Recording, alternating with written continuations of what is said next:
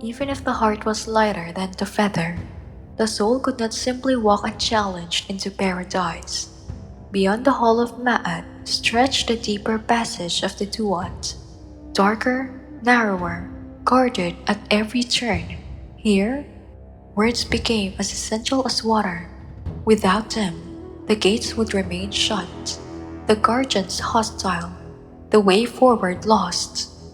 The Egyptians believed that every gate in the Duat has its own keeper, a being of strange and fearsome form, crocodile-headed, serpent-bodied, falcon-eyed, sometimes too terrible to describe. These guardians were not mindless obstacles. They were order itself, stationed to separate the unworthy from the prepared. To pass them, you had to know their names, not merely the titles given in ritual, but the true names, the secret syllables that bound their essence. This was why spells were inscribed on coffins, painted on tomb walls, written on papyrus, tucked into the wrappings of the dead. Each spell was a key, each name was a door. I know you, and I know your name, the soul would say, and the guardian, hearing its own truth spoken, would allow the passage. To forget the name was to be halted, turned back, lost in the darkness forever. It is hard for us now to imagine how much the weight the Egyptians gave to words. For them, language itself was magic. A name was not a label, it was the thing itself. To speak it correctly was to wield power, to misspeak was to court danger. This is why they guarded their own names so closely, inscribing them in cartouches, repeating them in prayers, fearing above all the fate of being forgotten. For if no one spoke your name, you ceased to exist. As the soul moved through these gates, it carried not just its own memory, but the memory of those who had prepared it. Priests whispered the names during burial rites. Family members recited the spells at funerals. Scribes inked them carefully onto scrolls. In this way, the dead were not alone. They were accompanied by voices, carried by memory, guided by the work of the living. Ancestors, too, were believed to help, unseen presences reminding, prompting, lending their strength to the traveler who faltered. And not all help came from humans.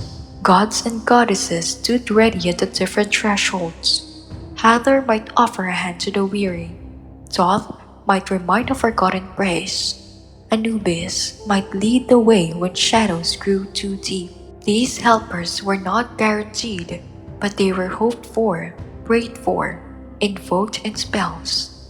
The afterlife was not passed by strength alone. It was survived by community, by memory, by names, by the cooperation of divine and mortal alike. Each gate was different, but each demanded the same discipline: to speak truly, to remember rightly, to stay calm when the guardian's gaze was upon you. Some gates asked for passwords, riddles, or chants that had to be recited in exact order. Others required gestures, the raising of a hand, the bowing of a head, the touching of a symbol etched on the doorway. The Book of the Dead laid these out like instructions in a manual, reminding the traveler that precision mattered. The journey through gates was long, 12 hours of night, 12 divisions of the Duat, 12 sets of obstacles. Some were rivers of fire to be crossed. Others, caverns filled with serpents. Others, still fields of darkness where the only right spell could summon light. And yet, with each successful passage, the soul grew more certain, more secure, more ready to the dawn that waited at the far edge. You can imagine the rhythm of it. The soul approaches a gate. The guardian rises, its form half shadow, half flame. The traveler speaks, "I know you, your name is..." The sound echoes. The guardian stills, nods, step aside. The gates open. Darkness falls behind, and the travelers move forward. Then again, another gate, another guardian, another name remembered at the last moment. Passage granted. The path extended.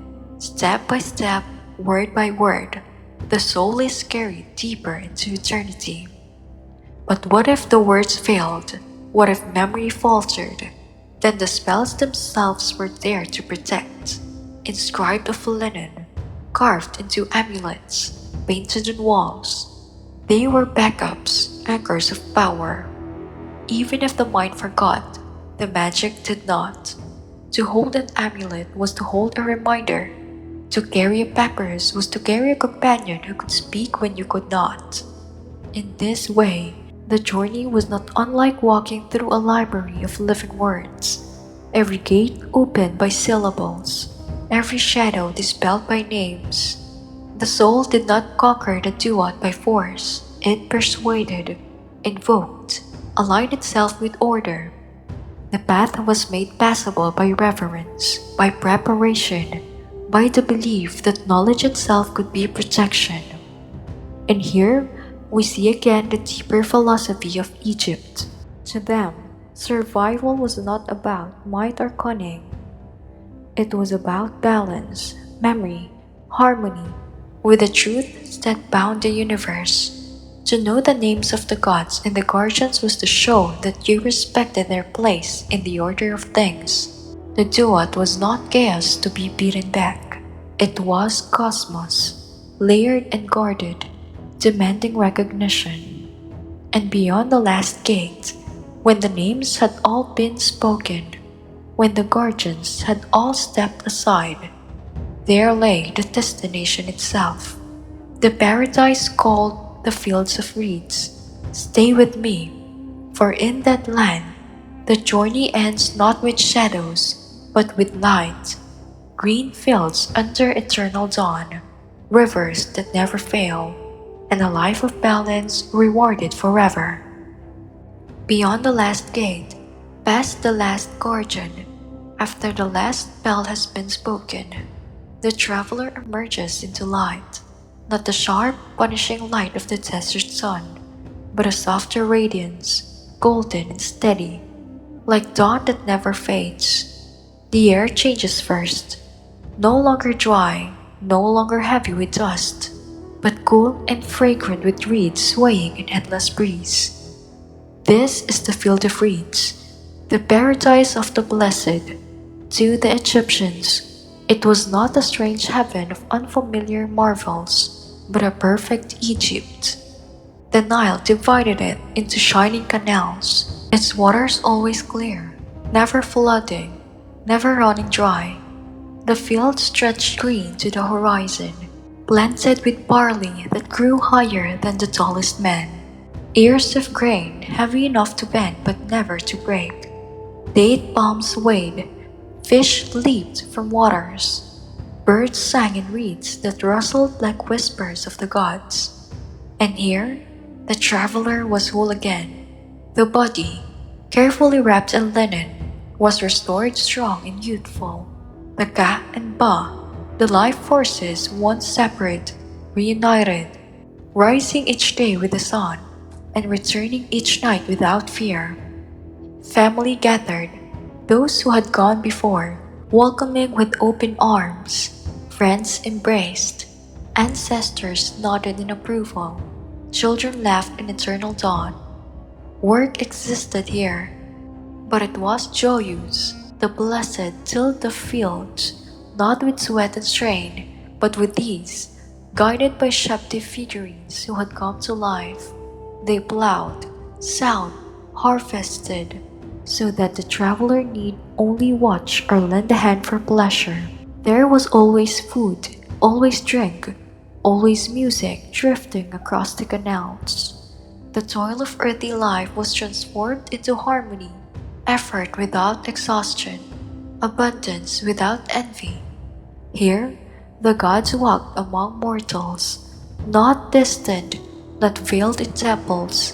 Osiris presided as king, serene and eternal. Isis and Nephthys moved through the fields like soft breezes, comforting and guiding. Hathor laughed at feasts, Thoth taught wisdom, Horus soared across the skies. The blessed were not gods, but they were not far from them. They lived in balance, in nearness, in companionship with the divine. The field of reeds was not simply a reward, it was reflection. Every act of truth spoken, every confession kept, every sip of fairness in life had brought the heart here. To see the endless barley swaying in golden rows was to see one's own deed multiplied into eternity. To drink from its canals was to taste the purity of a heart that had weight lighter than the feather. And so the journey ended, not with oblivion, not with silence, but with home, a home more perfect than any village on the Nile, a home where balance was never broken, where Ma'at was not striven war but lived, where time itself was a circle, eternal, unhurried, whole. But even here, in the green of paradise, the memory of the road lingers, for every traveler knows how slim the chance was, how narrow the way, how demanding the trial. To stand in the field of reeds was to remember what it had cost, and to know why so very few arrived. The Egyptians believed the afterlife was not given freely, it was earned, not by wealth, not by power, not by conquest, but by balance. To live with Ma'at, to speak truth, to act with fairness, to prepare body and soul with reverence. These were the steps of the journey. We have walked tonight from the tomb to the Duat, from embalming chambers heavy with incense, to halls where heart trembled on the scales, through gates and spells and guardians, until at last we reached the green fields where eternity shone. And in every step, we have seen how exacting the path was. Only the heart that was light could endure it. Only the soul that remembered every name, every spell, every truth could pass through. The Egyptians knew how rare this was, how demanding, so rare that they spoke of it as though only a fraction, only one in 1,000, perhaps only zero point 0.1 would succeed. Not because the gods were cruel, but because the standards was high, perfect balance, unwavering truth. To reach the field of reeds was to be the one who had walked in harmony when others faltered. It was to be the heart that weighs less than a feather, the soul that carried no hidden stone. It was to be among the very few who crossed the river and did not vanish. And so, we end here, among the reeds, with water shining at our feet, reminded that eternity was not easy, not casual, not promised. It was exciting, it was earned, and it was worth everything. If you want to keep walking these paths with us, through myth, through history, through the slow unfolding of ancient lives, stay, subscribe, and next time we'll light another lantern together and step into the chamber of the past.